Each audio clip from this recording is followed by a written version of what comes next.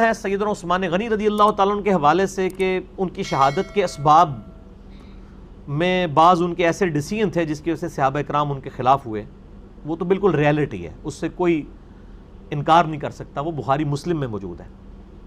یہ تو بنو امیہ کی بدماشیوں کو چھپانے کے لیے عبداللہ ابن سبا کا ڈھونگ رچایا گیا کہ یہ ایک عبداللہ بن سبا تھا جس نے 10,000 صحابہ کی مات مار دی ایک بندے نے، نعوذ باللہ، اور عثمان شہید ہو گئے۔ بیسیکلی بنو امیہ کو بچانا تھا، تو میں نے الحمدللہ وہ بھی پول ان کا کھول دیا۔ آپ عبداللہ ابن سبا کی حقیقت بھی یوٹیوب پہ لکھیں تو میرا لیکچر کھل جائے گا کہ عبداللہ ابن سبا ایک پرسنالٹی تھا، لیکن اس کا شہادت عثمان سے کوئی تعلق نہیں ہے، وہ بعد کی پرسنالٹی ہے۔ مولا علی کے لیے الوہیت کلیم کی، مولا علی نے اسے قتل کروایا تھا، مولا علی نے قتل کروایا تھا اسے، تو اس کو اس کھاتے میں ڈالنا جو ہے وہ بالکل زیادہ ٹھیک ہو گیا۔ تو یہ سیدنا عثمان کے اوپر جو اعتراضات کیے گئے ہیں، آپ جینوئنلی ان کو دیکھیں تو جو بات ٹھیک ہے وہ کریں۔ خلیفہ راشد ہیں الٹیمیٹلی میرے نزدیک، تو آج کی ڈیٹ میں ان کے اوپر کوئی تان نہیں ہوگا۔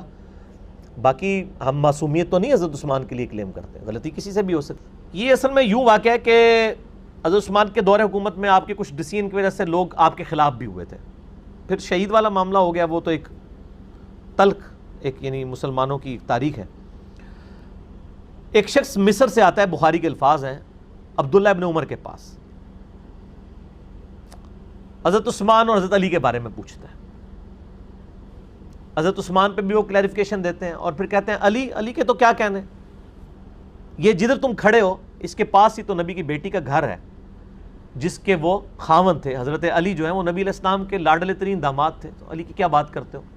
یعنی ایسے لوگ بھی تھے جو حضرت علی اور حضرت عثمان دونوں سے ہی نفرت کرتے تھے۔ جب تیسری خلافت کا دور تھا، تیسری خلافت، اس وقت مسلمانوں کے مدینے میں 3 طرح کے طبقوں نے تیسری خلافت کا بائیکاٹ کیا تھا۔ یہ ہسٹری ہے اور تاریخ کبھی بھی شیعہ سنی نہیں ہوتی، تاریخ کی حیثیت آج کے دور میں اخبار کی ہے۔ مورخ نے لکھا ہے واقعہ، ہم نے وہ واقعہ پڑھنا ہے، نتیجہ ہم نے آپ کے سامنے نکالنا ہے۔ تاریخ نے کہا کہ 3 طرح کے طبقوں نے تیسری خلافت کو قبول نہیں کیا۔ پہلا کس نے قبول نہیں کیا؟ پہلا ایک گروہ تھا نبی کی بیویوں کا، انہوں نے تیسری خلافت کو قبول نہیں کیا۔ وجہ کیا تھی؟ وجہ یہ تھی کہ تیسرے خلیفہ نے آتے ہی نبی کی بیویوں کے وظیفوں میں کمی کر دی تھی۔ بچے ساتھ ساتھ سنتے آنا، ساتھ ساتھ نوٹ کرتے آنا۔ تیسری خلافت کے دور میں نبی کی ازواج جو تھیں، انہوں نے تیسری خلافت کے ساتھ، حکومت کے ساتھ باقاعدہ معاہدہ اس لیے طے نہ کیا کہ انہوں نے وظائف میں کمی کر دی تھی، کیونکہ نبی کی ہر بیوی کو نبی کے بعد بیت المال سے وظیفہ ملتا تھا۔ ایک ہی نبی کی بیوی ہے جس نے وظیفہ نہیں لیا،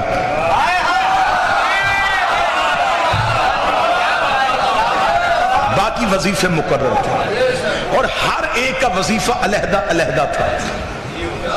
یہاں پہ میرا پہلا سوال ہے تاریخ کے مورخ سے کہ جب سب ایک جیسی رتبے میں تھیں، وظیفہ علیحدہ علیحدہ کیوں تھا؟ جب برابر تھا، رتبہ ایک جیسا تھا، تعلق نبی کے ساتھ تھا، وظیفہ ایک جیسا کیوں نہیں؟ تاریخ کے ماتھے پہ پسینہ آیا۔ تاریخ نے کہا اصل میں وجہ یہ تھی وظیفے ملتے تھے رشتہ داری کی بنیاد پہ۔ میں تو پڑھتا چلا جا رہا ہوں، مجھے نہیں پتا آپ سن نہیں کریں۔ وظیفے ملتے تھے جس کی حکومت سے جتنی رشتہ داری تھی اسے اتنا وظیفہ ملتا تھا۔ میں نے جملہ پڑھا کوٹ شاہ میں 9 10 12 بندوں نے تائید کر دی کہ واقعتاً یہ ٹھیک ہے، رشتہ داری کی بنیاد پہ ملتے ہوں گے، لیکن بات اس سے بھی زیادہ تلخ ہے اور حقیقتیں بڑی کڑوی ہوتی ہیں، حقیقتیں بڑی تلخ ہوتی ہیں۔ اگر آپ مجھ سے پوچھیں کہ حقیقت کیا ہے تو مجھے غازی عباس کی علم کی قسم میں مناظرہ کرنے کے لیے تیار ہو، مباہلہ کرنے کے لیے تیار ہو۔ وظیفے رشتہ داریوں کی بنیاد پہ نہیں ملتے تھے، علی سے دشمنی کی وجہ سے ملتے تھے۔ جس کی جتنی دشمنی زیادہ ہوتی تھی، جس کی جتنی دشمنی زیادہ تھی اسے اتنا زیادہ نوازا جاتا تھا۔ موضوع پسند ہے یا نہیں ہے سر؟ بسم اللہ سر۔ یہ آج مشکل ہے۔ پہلا نبی کی بیویاں، دوسرا مدینے کے جو پرانے لوگ تھے نا جی، جو پرانے مدینے کے باسی تھے، جنہوں نے سب سے پہلے مکے میں کلمہ پڑھا تھا، اور آپ تاریخ اٹھا کے دیکھیں نبی کا کلمہ سب سے پہلے عرب کے غریبوں نے پڑھا تھا۔ یہ امیر لوگ، یہ رائل فیملیز، یہ جگیردار طبقہ، یہ بہت بعد میں مسلمان ہوا تھا۔ یہ مسلمان ہوئے تھے حکومت کی وجہ سے، غریبوں نے کلمہ پہلے پڑھ لیا تھا۔ وجہ کیا تھی؟ غریب عزت کا بھوکا ہوتا ہے، نبی نے انہیں عزت اتنی دے دی، اتنی عرب کے غریبوں کو نبی نے عزت دی کہ وہاں وہ ابو جہل کی اونٹنی کے قریب نہیں بیٹھ سکتے تھے، اور یہاں وہ نبی کے ساتھ بیٹھ کے کھاتے تھے۔ ابو جہل نے انہیں کہا اوے کس اللہ کو مانتے ہو؟ اسے کہا محمد کے اللہ کو۔ اسے کہا اوے غلاموں وہ نظر آتا ہے؟ انہوں نے کہا نہیں۔ تو پھر کیوں مانتے ہو؟ انہوں نے کہا وہ کہتا ہے۔ اس نے کہا ہے تو ہم نے مانا۔ یہ اصل اسلام کے لوگ تھے، انہوں نے چمڑیاں اکھڑوائیں، انہوں نے نبی کو نہیں چھوڑا۔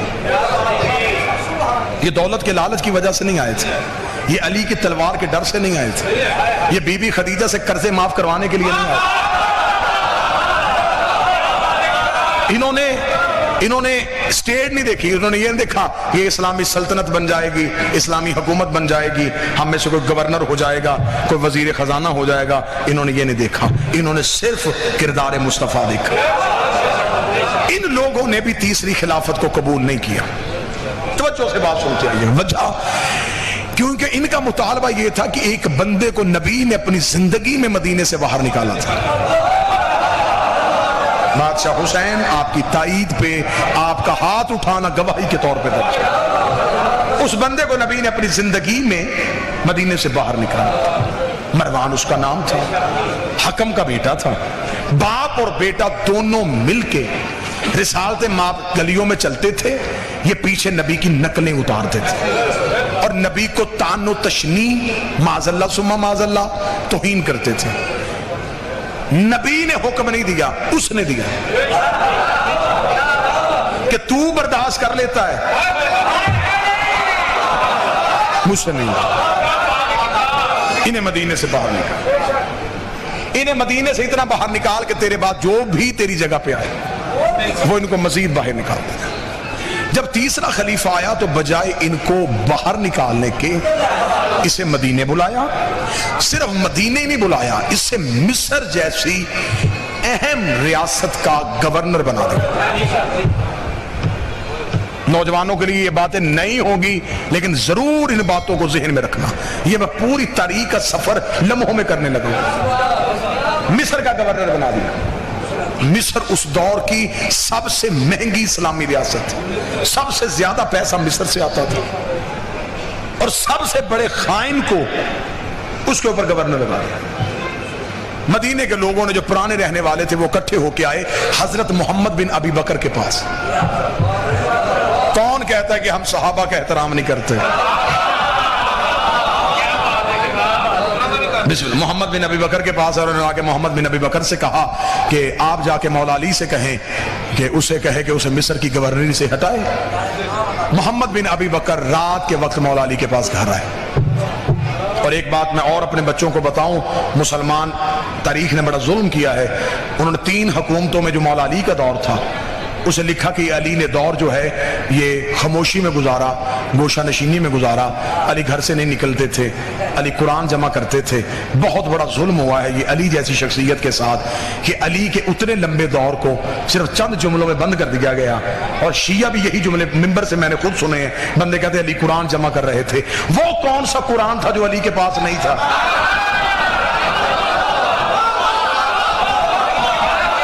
میری سمجھ میں آج تک یہ فلسفہ نہیں آیا کہ وہ کون سا قرآن تھا جو علی جمع کر رہے تھے۔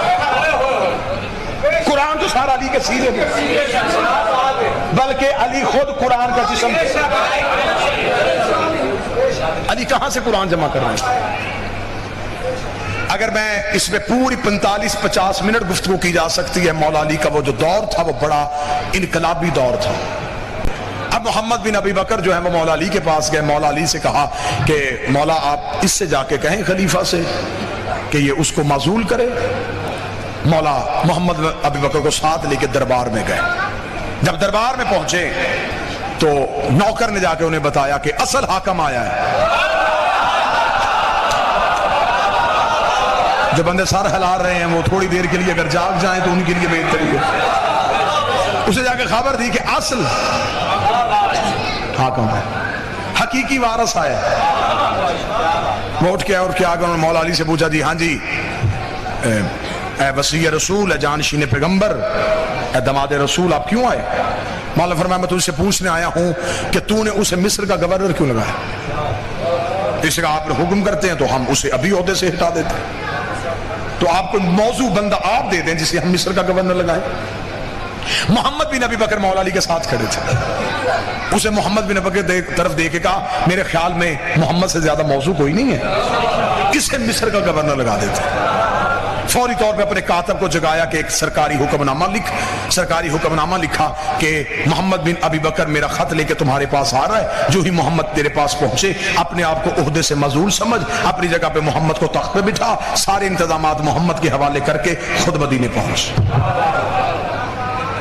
یہ تحریر لکھ کے محمد بن ابی بکر کے حوالے کی. محمد بن ابی بکر نے تحریر کو بند کیا. مولا علی چلے دربار سے. مولا بازار میں, محمد ساتھ ساتھ. محمد سوچ رہا علی کے آنے کی وجہ سے اس نے اتنا علی کا حیا کیا, اتنی علی کی عزت کی کہ مولا نے ایک ہی شکایت کی, اس نے فوراً دور کر دی. چلتے چلتے علی کے گھر کا دروازہ آ گیا. جو ہی علی دروازے سے ایک قدم اندر ایک باہر تھا, یا محمد نے کہا مولا آپ گھر کے اندر جا رہے ہیں, زحمت دوبارہ نہ مجھے دینی پڑے, مجھے بتائیں کہ میں ابھی مصر کے لیے نکل جاؤں. مولا نے پردے سے پیچھے سر ہٹا کے کہا چلے جا, لیکن رات کو سفر نہ کرنا.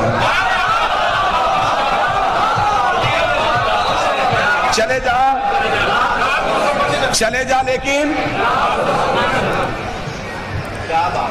حکیم کا کوئی فعل حکمت سے خالی نہیں ہوتا. محمد بن ابی بکر کے ذہن میں یہ بات بیٹھ گئی کہ جب علی نے کہا ہے نا کہ نہیں کرنا, اس کا مطلب اس نہیں میں کوئی راز ہے.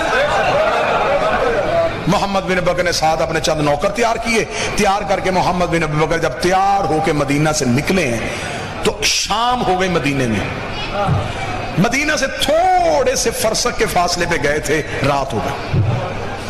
محمد نے اپنے غلاموں سے کہا یہی خیمے لگا دو. انہوں نے کہا جی ابھی سفر شروع کیا اور ابھی خیمے. اس نے کہا علی نے کہا تھا رات کو سفر نہیں کرنا, حکم علی تھا, تو لہذا اب بھی یہیں پہ خیمے لگیں گے. وہیں پہ پڑاؤ ہو گیا. پڑاؤ ہو کے آگ روشن کر دی گئی. آگ اس لیے روشن کی جاتی تھی کہ اگر کوئی دور سے گزر رہا ہو تو اسے پتا چلے کہ کوئی لوٹنے والے نہیں بیٹھے, کوئی شریف بیٹھے ہوئے, کسی کافلے نے پڑاؤ کیا ہوا. آگ روشن ہو گئی. جناب محمد بن ابی بکر نے آ کے خیمے میں مصلی بچھایا, عبادت الہیہ میں مشغول ہو گئے. ابھی محمد عبادت کر رہے تھے, یہ محمد کو اپنے کانوں میں کسی گھوڑے کے دوڑنے کی ٹاپوں کی آواز آئی. محمد بن ابی بکر نے فوراً کان آواز کی طرف کیا. اب آواز سے محمد بن ابی بکر نے اندازہ لگایا ایک ہی گھوڑا ہے, گھوڑا بھی اعلیٰ نسل کا ہے, بھاگ بھی تیز رہا ہے, نکلا بھی ابھی مدینے سے ہے. پھر فوراً ذہن میں سوال ہے, اگر یہ شخص مدینے سے نکلا تھا, یہ رات کے وقت اکیلا سفر کیوں کر رہا ہے؟ اگر اس نے سفر کرنا تھا تو یہاں قافلہ تھا, یہ قافلے کے ساتھ کیوں نہیں آیا؟ یہ سوال ذہن میں تھے, یا علی کی بات آ گئی یاد, رات کو سفر نہ کرنا. محمد بن ابی بکر تو پہلے ہی راز ڈھونڈ رہا تھا. محمد بن ابی بکر نے فوراً خیمے سے باہر نکلے, اپنے نوکر سے جلدی جلدی اٹھ, گھوڑے پہ زین رکھ, بندہ پکڑ. اسے گھوڑے پہ زین رکھی, گھوڑا توڑایا, بندہ گرفتار کر کے محمد بن ابی بکر کے قدموں. محمد نے پوچھا کون ہے تو؟ اسے کہا جی مدینے کا رہنے والا. کہاں جا رہا ہے؟ یمن. کیوں جا رہا ہے؟ اس نے کہا اسی ذاتی کام کے سلسلے. محمد بن ابی بکر نے اپنے نوکروں سے کہا اس کی تلاشی لو. جامع تلاشی لی گئی, کچھ ذاتی سامان کو زیادہ رہا, اس کے علاوہ کچھ نہیں. محمد نے کہا اور اس کے پاس کیا؟ انہوں نے کہا اس کے گھوڑے کی گردن میں ایک مشکیزہ ہے پانی کا. پانی کا مشکیزہ نکالو. کیا اس میں؟ اس کا پانی ہے. فرمایا اسے تلوار سے چیرو. چیرا, پانی بہاؤ, پانی بہایا. ہاتھ ڈالو, اندر سے شیشے کی بوتل, اس کے اندر ایک خط. محمد بن ابی بکر نے تلوار کی نیام مار کے بوتل کو توڑا, اندر سے خط کو نکالا, خط کو کھولا. خط میں لکھا ہوا تھا کہ تیری طرف محمد میرا خط لے کے آ رہا ہے۔ محمد بن ابی بکر کے پہنچنے سے پہلے کہ تیز رفتار گھوڑا سوار سپاہی تجھ تک پہنچ جائے گا، ایک دستہ لشکر کا مصر کے باہر کھڑا کر دینا جو محمد کو تجھ تک پہنچنے سے پہلے قتل کر دے، اور محمد کی لاش کسی ویرانے میں پھینک دینا۔ محمد بن ابی بکر نے خط پڑھا، خط کو بند کیا، منہ مدینے کی طرف کر گیا، اور سفروں سے بچانے والے،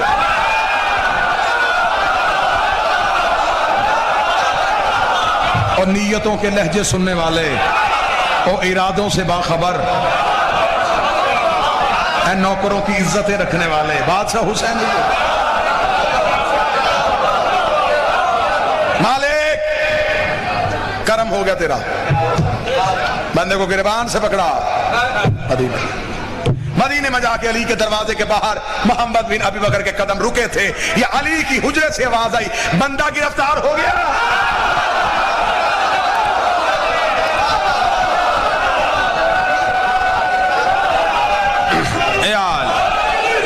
پسند ہے موضوع کے نہیں بچا، بندہ گرفتار ہو گیا، اس نے یا علی بندہ گرفتار ہو گیا۔ علی باہر آئے، محمد نے قدموں پہ ہاتھ رکھے گا، مولا جب خبر تھی مجھے کیوں بھیجا؟ مولا مسکرا کے فرماتے محمد میں ثبوت کے بغیر حملہ نہیں کرتا۔ کہاں سے لا گئی دنیا علی جیسا امام؟ بندے کو پکڑا اور مولا علی اپنے گھر میں گئے۔ تاریخ کہتی ہے علی نے زرد رنگ کی عبا پہنی، زرد عبا ہمیشہ مولا علی جنگ میں جاتے ہوئے استعمال کرتے۔ جب علی اپنے کاندھے پہ زرد عبا رکھتے تھے تو مدینے کے لوگ دروازے بند کر لیتے تھے کہ آج علی جلال میں ہے۔ اس رات مولا نے زرد عبا اپنے کاندھے پہ رکھی، کاندھے پہ رکھ کے مولا دربار کی طرف گئے۔ دربار کے باہر نیزے بردار مشعلیں لے کے سپاہی کھڑے تھے، علی ٹھوکر سے دروازہ کھولا، اٹھاؤ اسے۔ علی کا جلال تخت سے زمین پہ گرا، نہ تاج سنبھلا نہ آواز سنبھلی، بڑبڑاتے ہوئے علی کے سامنے آ کے جی یا علی حکم۔ علی نے فرمایا کہ یہ کاسہ تیرا ہے؟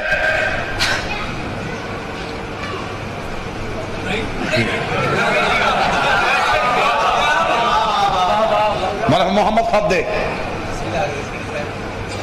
خط تیرا ہے؟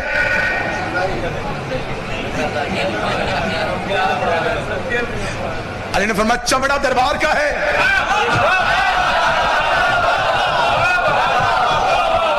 کیونکہ اس دور میں سرکاری خطوط لکھنے کے لیے مخصوص چمڑا استعمال ہوتا تھا جو بازار میں بیچنا خریدنا جرم تھا۔ مولا نے فرمایا یہ چمڑا دربار کا ہے، اب اسے انکار نہیں ہو سکتا۔ دستخط تیرے ہیں؟ جی مہر تیری ہے؟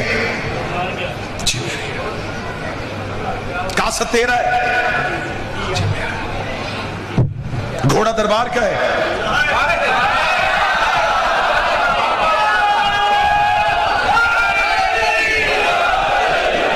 جی میرا۔ اتنا کہنا تھا یا علی مڑے، بلا تشبیہ علی چلنے لگے پیچھے، یا علی بات تو سنیں گے، فرمایا بس اب علی کی کوئی ذمہ داری نہیں۔ ہائے ہائے ہائے بس اب علی کی ذمہ داری۔ مولا بات تو سنیں گے، مولا میری علی دربار سے باہر چلے، دربار سے باہر گئے، خبر مدینے میں آگ کی طرف پھیل گئی۔ جو ایک گروہ پہلے ہی دشمنی میں آمادہ تھا ان کے ہاتھ یہ جواز آ گیا، انہوں نے خلیفہ کے گھر کا گھراؤ کر لیا۔ پوری رات بندوں نے گھر کا گھراؤ کیے رکھا، تاریخ میں جملے نہ ہو میں اس شوق میں گردن کا لہو دوں۔ اس نے دیوار کے پیچھے ایک چیز رکھ کے اس میں کھڑے ہو کے اونچی آواز میں کہا کوئی علی کو بتائے کہ میں پیاسا ہوں، کوئی علی کو جا کے خبر دے کہ میں بھوکا ہوں۔ اتنا سخت پہرا تھا کہ پرندہ پر نہیں مار سکتا تھا، یا یکدم گلی میں دو سائے داخل ہوئے۔ سپاہیوں نے کہا روکو روکو روکو، اسے کون ہے؟ پیچھے سے آواز آئی رستہ دو، حسن اور حسین آ رہے ہیں۔ نیزے ہٹے، جب روشنی میں شہزادے آئے، حسن کے ہاتھ میں کھانا، حسین کے ہاتھ میں پانی۔ शहजादों ने दीवार पे खाना और पानी रख के कहा सही ने भेजा है।